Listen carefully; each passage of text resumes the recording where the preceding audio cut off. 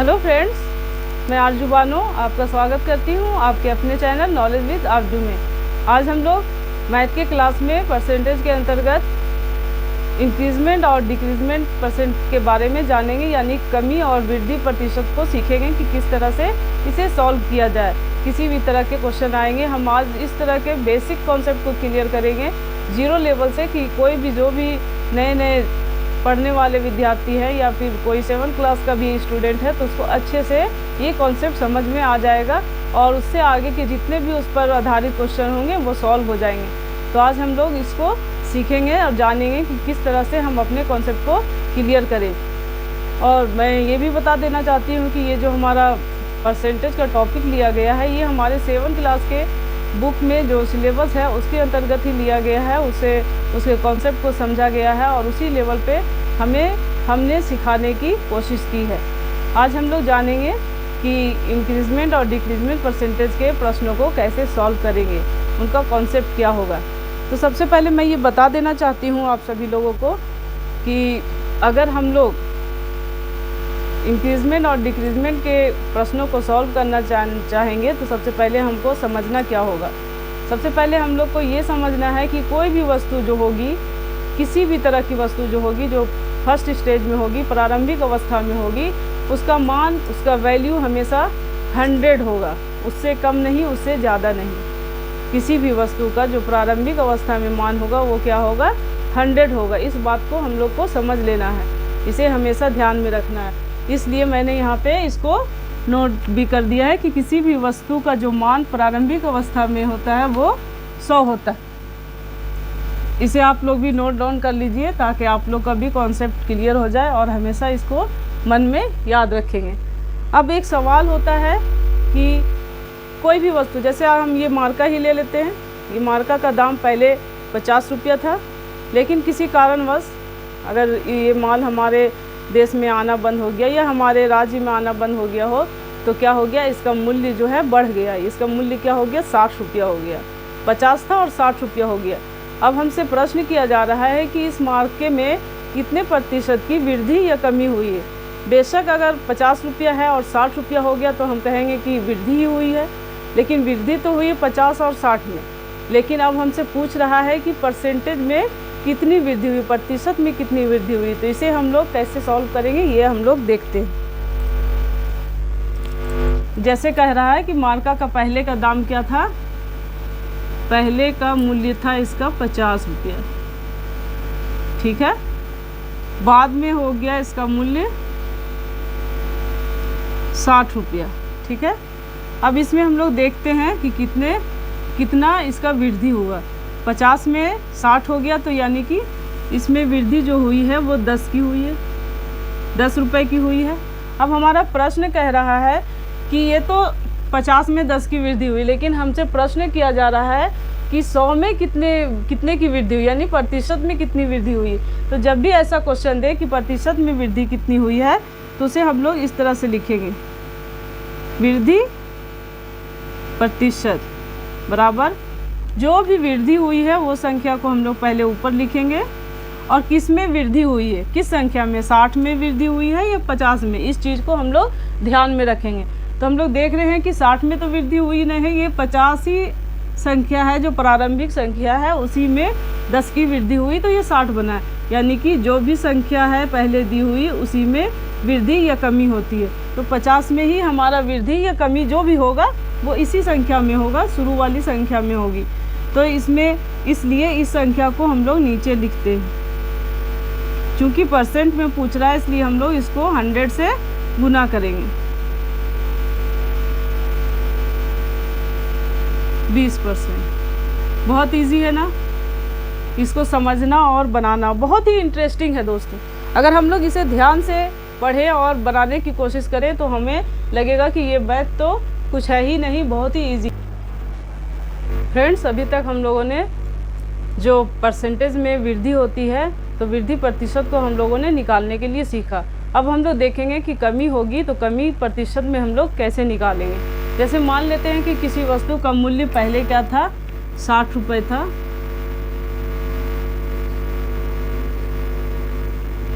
अब क्या हो गया, 50 रुपये हो गया। ठीक है, पहले 60 था, अब 50 हो गया। अब इसमें कितने की कमी हुई है, तो कमी हम लोग देखेंगे, 60 था 50 हो गया, तो कमी हुई है 10 की, 10 रुपये की कमी हो गई है। अब पूछ रहा है कि कमी तो 10 रुपये, 60 रुपये में 10 रुपये की हुई है, तो 100 में कितनी होगी, यानी कमी को प्रतिशत में निकालना है। कमी प्रतिशत बराबर हमारा हो जाता है जितना का कमी हुआ है, जितना की कमी हुआ है उसको पहले हम लोग ऊपर लिखते हैं। जैसे 10 का 60 रुपया का वस्तु था, 50 रुपया हो गया, तो इसमें कमी कितनी हुई, 10 रुपये की। तो ये 10 हम लोग ऊपर लिखते हैं। और किस में कमी हुई है, तो इस 60 में कमी हुई है। प्रारंभिक मूल्य इसका 60 था, तो ये 60 में जो कमी हुई है, तो इस 60 को हम लोग नीचे लिखते हैं। पहले भी हम बता चुके हैं कि जो भी हो, कमी हो या वृद्धि हो, उस जिस संख्या में होती है उसको हम लोग नीचे लिखते हैं, और जितना होता है उसको हम लोग ऊपर लिखते हैं। तो इस 60 संख्या में ही कमी हुई है 10 की, इसलिए 60 को नीचे लिखें। और कितने की कमी हुई है, 10 की। अगर यहाँ 20 होता तो हम लोग 20 लिखते, लेकिन यहाँ 10 ही की कमी हुई इसलिए 10 लिखें। चूँकि परसेंटेज में पूछ रहा है इसलिए हम लोग इसको गुना 100 करते हैं। अब हम लोग देखते हैं, इसको काट देते हैं। कितना से कटेगा, 2 तिया 6, 2 पंचे 10, 50/3 बराबर हो जाता है 16.2/3 प्रतिशत। यही इसका आंसर है। आप लोग इसको वहाँ सॉल्व करके देख सकते हैं। आइए फ्रेंड्स, अब हम लोग देखते हैं कुछ अलग प्रकार के वृद्धि प्रतिशत या कमी प्रतिशत पर आधारित प्रश्नों को। जैसे हम लोग बोर्ड पर देख रहे हैं कि एक क्वेश्चन है कि 2010 में मोहन के पास 25,000 रुपये थे, 2015 में इनके पास 28,750 रुपये हो गए। मोहन के धनराशि में कितने प्रतिशत की वृद्धि हुई, ये पूछ रहा है। इस तरह के क्वेश्चन जब भी दिए जाएं तो सबसे पहले हम लोग को आराम से क्वेश्चन को रीड करना है, उसको ध्यान से पढ़ना है और उसमें देखना है कि संख्या या कौन कौन सी संख्या दी गई है, क्या प्रश्न में दिया गया है और पूछ क्या रहा है। तो हमारे प्रश्न में जो दिया गया है उसमें 2 संख्या दी गई है कि पहले मोहन के पास 25,000 रुपये थे और बाद में उनके पास कितने हो गए, 28,750 रुपये हो गए। अब फिर हमसे प्रश्न में पूछ क्या रहा है, जानना क्या चाह रहा है, वो चीज़ हम लोग को देखना है। तो हम लोग से पूछा जा रहा है कि प्रतिशत की वृद्धि कितनी हुई है, वो हमसे पूछा जा रहा है। तो इसके लिए सबसे पहले हम लोग क्वेश्चन को पढ़ लिए, संख्या देख लिए, जान गए कि क्या पूछ रहा है। तो अब हम लोग को क्वेश्चन को सॉल्व करने के लिए पता चल गया है कि हम लोग को निकालना क्या है, करना क्या है। तो निकालना हम लोग को है वृद्धि प्रतिशत।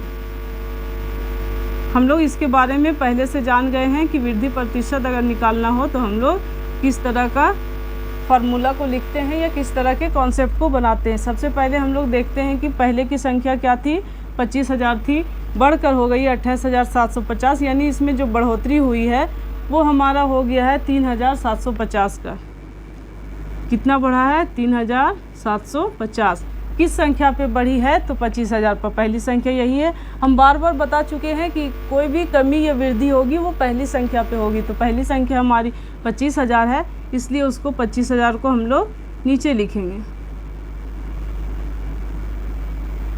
चूँकि प्रतिशत में पूछ रहा है इसलिए हम लोग 100 से गुना करेंगे। अब यहाँ 2 शून्य कट गया, ये कट गया। हम लोग को अगर बड़ा रूप में काटना नहीं आ रहा तो हम लोग छोटे रूप में काटना सीखेंगे। 25। अब यहाँ पर हो जाएगा 25।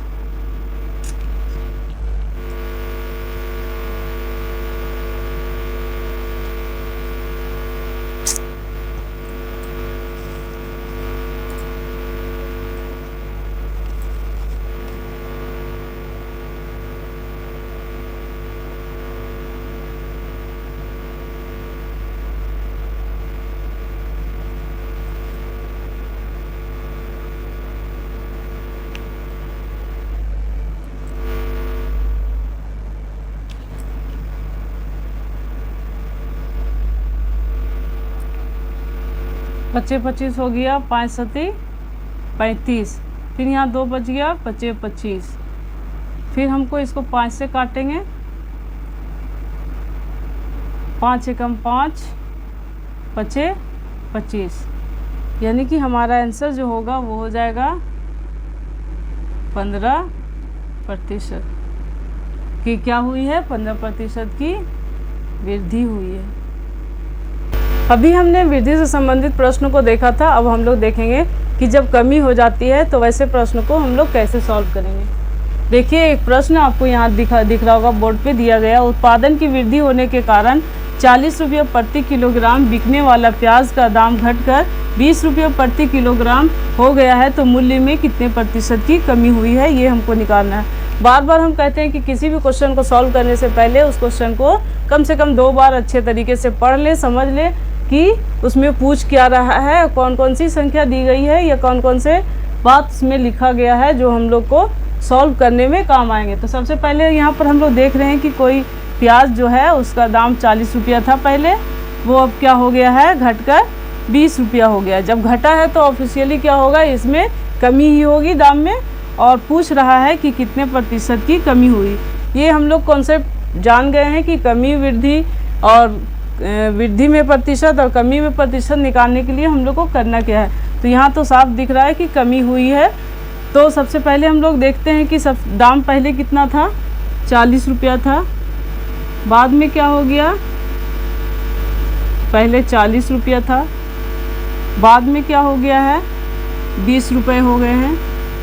अब हम लोग देख रहे हैं कि इसमें क्या हो गया है, कमी हो गया। तो कमी कितने की हुई है, तो 40 था 20 हो गया, यानी 20 की कमी हुई है। कमी बराबर 20 रुपये, ये हमारा हो गया। अब हमको निकालना क्या है, कितने प्रतिशत की कमी हुई है, यानी कमी प्रतिशत में निकालना है। कमी प्रतिशत बराबर हो जाएगा, जितना कमी हुआ है वो संख्या हम लोग लिखेंगे। नीचे किस में कमी हुआ है, 40 पे कमी हुआ है, इसलिए 40 लिखेंगे, गुना क्या करेंगे, 100। इसको हम लोग छोटा कर देंगे काट के।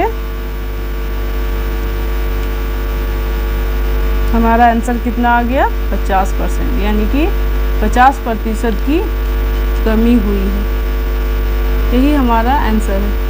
इसको समझने में फ्रेंड्स किसी प्रकार की कोई दिक्कत तो नहीं आई होगी, और हम उम्मीद करते हैं कि जितना मैं समझा रही हूँ, जितना मैं बता रही हूँ, वो आप लोग अच्छे से समझ रहे होंगे। अब हम लोग देखते हैं कुछ अलग टाइप के क्वेश्चन जो एग्जाम्स में अक्सर पूछे जाते हैं, कमी प्रतिशत और वृद्धि प्रतिशत से संबंधित।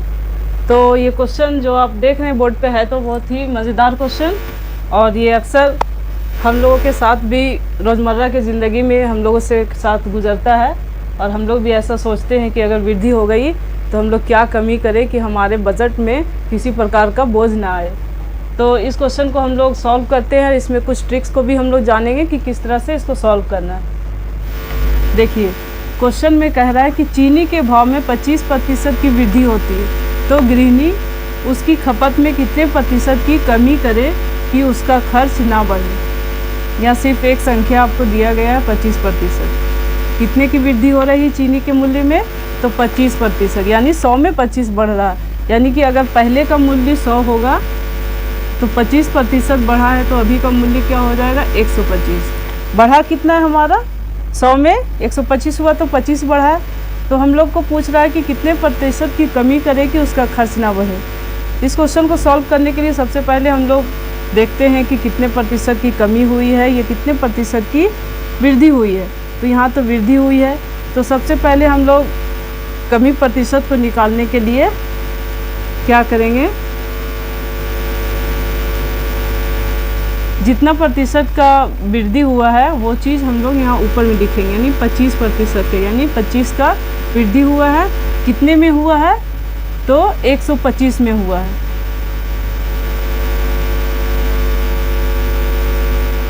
क्योंकि हमको प्रतिशत में निकालना है, इसलिए इसको यहाँ पर 100 से गुना करेंगे। ट्रिक हमारा यही है कि जब भी इस तरह का क्वेश्चन दिया रहे कि 25% की वृद्धि, 30% की वृद्धि, 50% की वृद्धि, तो जितना वृद्धि दिया गया है उस संख्या को हम लोग ऊपर लिखते हैं, और जितना वृद्धि कहा गया है 100 में उसको जोड़ देते हैं। यानी 100 में 25 की वृद्धि बोली है, इसलिए हम लोग 100 में 25 जोड़े तो क्या हो गया, 125। गुना क्या कर देना है, 100, क्योंकि परसेंटेज में पूछ रहा है, प्रतिशत में पूछ रहा है, इसलिए 100 से हम लोग गुना करेंगे। 25 पंचे 125, 5 दूनी 10, यानी हमारा आंसर हो जाएगा 20%। 20% की क्या करेगी, कमी। तब गृहिणी का क्या होगा, बजट इधर उधर नहीं होगा, सेम रहेगा। यही हमारा आंसर है। इस तरह के जब भी प्रश्न दिए जाए, वृद्धि दिया जाए तो उसमें 25 या 30 जो भी हो उसको 100 में जोड़ देना है। अगर कमी दिया जाए तो इसी को हम लोग क्या करते हैं, 100 में 25 घटाते तो 75 आ जाता है। उस 75 को हम लोग नीचे लिखते हैं, 25 को ऊपर लिखते हैं। ठीक है, इसी तरह के हम लोग और प्रश्न देखेंगे। कमी से संबंधित एक और प्रश्न हम लोग देख लेते हैं।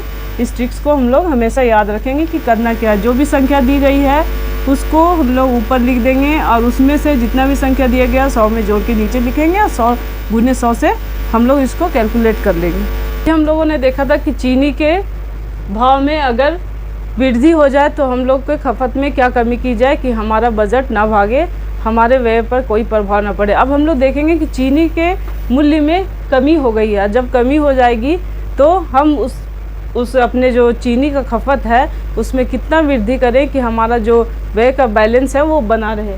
हम लोग इस तरह के प्रश्न को अब देखेंगे। देखिए, प्रश्न कह रहा है कि चीनी के भाव में 40% की कमी होती है तो गृहिणी उसकी खपत में कितने प्रतिशत की वृद्धि करे कि उसके व्यय पर प्रभाव ना पड़े। यानी गृहिणी चाह रही है कि कमी हो या बेसी हो, हमारा क्या हो, चीनी का जो बजट है वो हमारा बराबर रहे, इधर उधर ना बिगड़े। तो इसमें दिया गया है 40% की कमी होती है।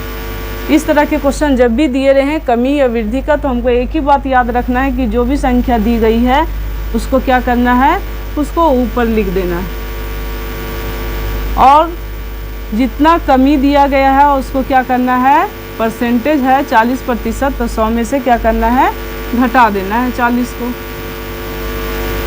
बराबर क्या हो गया 60। अब जो 60 आया है उसको हम लोग क्या करेंगे, यहाँ लिख देंगे। जब वृद्धि हुई थी तो क्या किए थे हम लोग, उसमें जोड़े थे। अब इसमें कमी हो रही इसलिए 100 में से हम घटाएं और जो आया उसको लिख दिए और यहाँ पर हम लोग 100 से गुना करेंगे। वृद्धि प्रतिशत बराबर डिवाइड करते हैं, 2 दूनी 4, 2 तिया 6।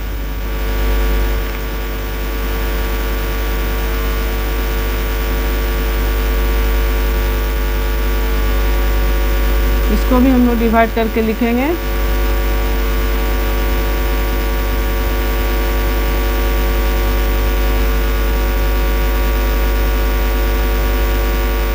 क्या कर रहा है, ये वृद्धि कर रहा है, 3% की वृद्धि। यही हमारा आंसर हो गया।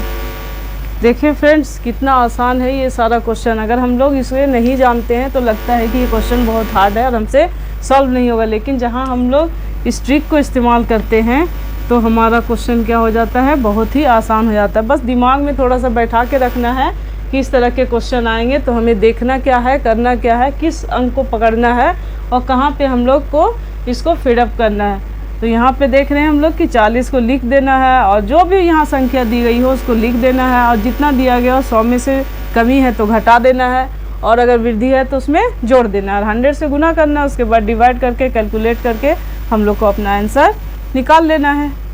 अब हम कुछ थोड़े दूसरे टाइप के क्वेश्चन को देखेंगे, कमी प्रतिशत में और वृद्धि प्रतिशत में किस तरह के क्वेश्चन और एग्जाम्स में पूछे जाते हैं उसको हम लोग देखेंगे। तो आइए देखते हैं क्वेश्चन क्या कह रहा है।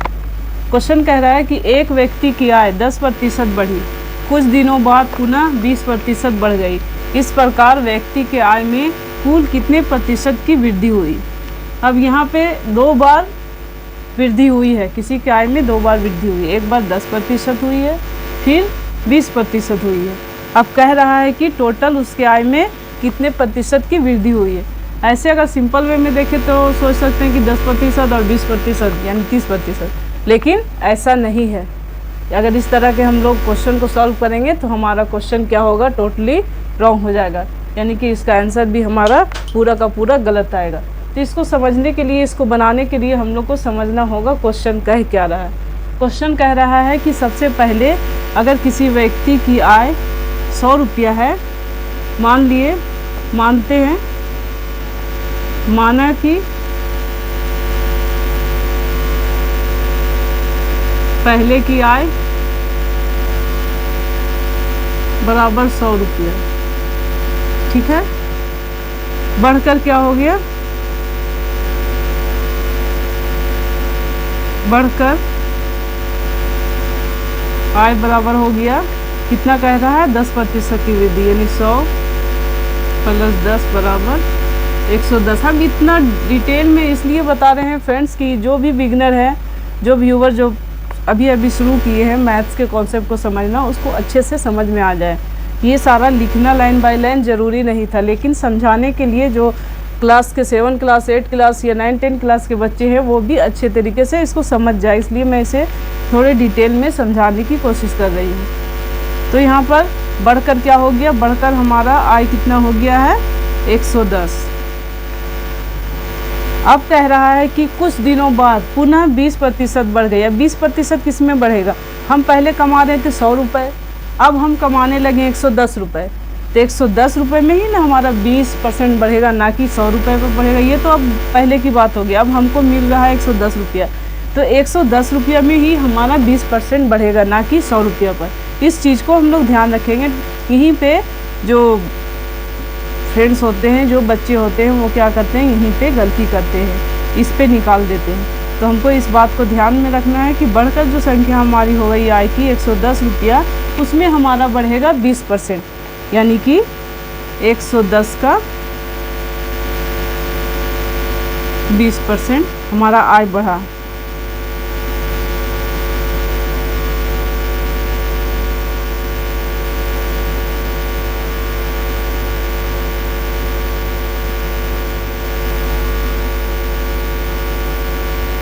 %20।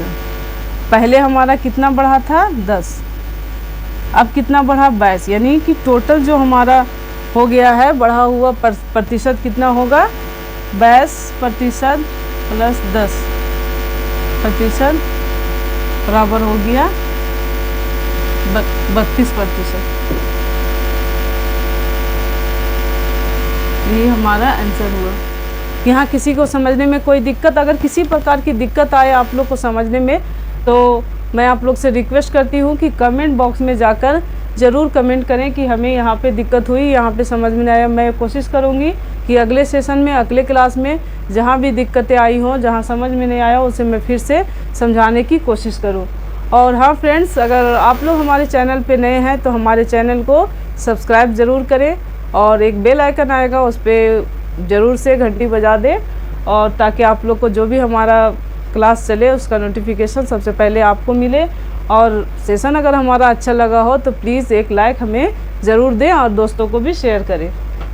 अभी हम लोगों ने फ्रेंड्स देखा था कि जो आय में वृद्धि होती है 2 बार होती है, एक बार 10% हुई, फिर 20% हुई, उसके बाद पूछा टोटल कितने प्रतिशत की वृद्धि हुई। अब हम लोग देखेंगे कि 2 बार, एक बार वृद्धि होती है और एक बार कमी होती है, तो वैसे प्रश्न को हम लोग कैसे सॉल्व करेंगे जब कमी और वृद्धि दोनों दिया रहे। पहले तो सिर्फ वृद्धि था, फिर दे देगा, कभी कभी क्वेश्चन ऐसे भी देता है कि कमी 2 बार दिखा दिया, कि एक बार कमी हुई फिर एक बार और कमी हो गई, लेकिन इसमें मिक्स है, इस प्रश्न में मिक्स है, कमी भी है और वृद्धि भी है। तो हमें बताना है कि उसमें कितने प्रतिशत का परिवर्तन हुआ है, उसके मजदूरी में या जो भी दिया रहे।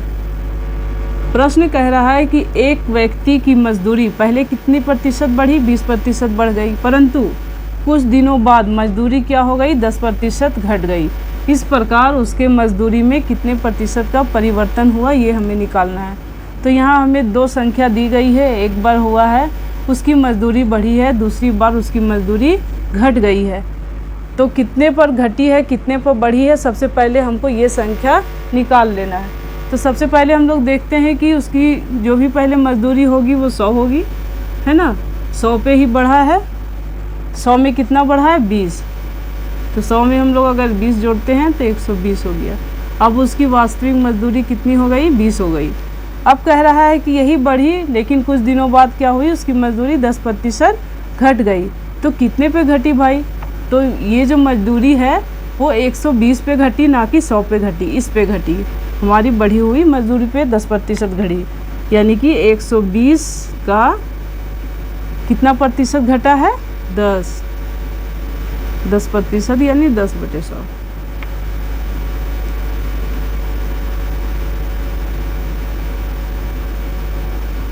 यानी कि उसकी मजदूरी कितनी घटी है, 12%।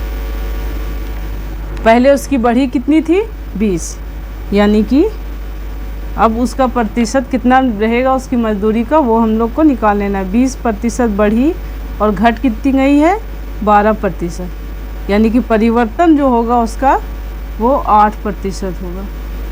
यही डिफरेंसेस आ रहा है ना कि 20% बढ़ा और 12% घट गया, फिर भी इसकी मजदूरी में क्या है, बढ़ोतरी ही है, 8% की वृद्धि ही है। यही इसका आंसर होगा। तो दोस्तों आप लोगों ने देखा कि ये जो परसेंटेज के कमी और वृद्धि से संबंधित जो प्रश्न है वो देखने में पहले बहुत ही हार्ड लग रहे होंगे कि कैसे सॉल्व किया जाए, जो कभी नहीं बनाए होंगे उसके लिए। लेकिन अब इस कॉन्सेप्ट को जान लेने के बाद, समझ लेने के बाद, मैं उम्मीद करती हूँ कि आप लोगों का जो कॉन्सेप्ट होगा वो क्लियर हो गया होगा और ऐसे प्रश्नों को देखकर आप लोग बिना कॉपी पेन के भी सॉल्व कर लेंगे। मैंने छोटे छोटे ट्रिक्स बताए हैं जो आप लोग को ध्यान में रखना है और उस ट्रिक्स का इस्तेमाल करके इस क्वेश्चन को आप लोग 2 से 5 सेकेंड में सॉल्व कर सकते हैं। तो फ्रेंड्स, आज का सेशन हमारा यहीं तक रहेगा और हम लोग फिर अगले सेशन में मिलेंगे। परसेंटेज के एक और क्लास चलेगा, कुछ और मिक्सर जो प्रश्न होंगे इससे रिलेटेड, थोड़े से और मिक्स वाले क्वेश्चन होंगे, थोड़ा सा जो एग्ज़ाम्स में आते हैं, एग्ज़ाम्स के पैटर्न वाले क्वेश्चन होंगे, उसको हम लोग सॉल्व करेंगे। और फिर हम लोग अगले क्लास में सोचेंगे कि इसके आगे हम लोग को क्या करना है। अगर इससे रिलेटेड कुछ और डीपली क्वेश्चन हम लोग को जानना होगा तो आप लोग कमेंट कर सकते हैं और आपके डिमांड के अनुसार हम उस टाइप के क्वेश्चन को सॉल्व करेंगे। उस टाइप के क्वेश्चन को अगले सेशन में हम लोग रखेंगे। तब तक के लिए धन्यवाद।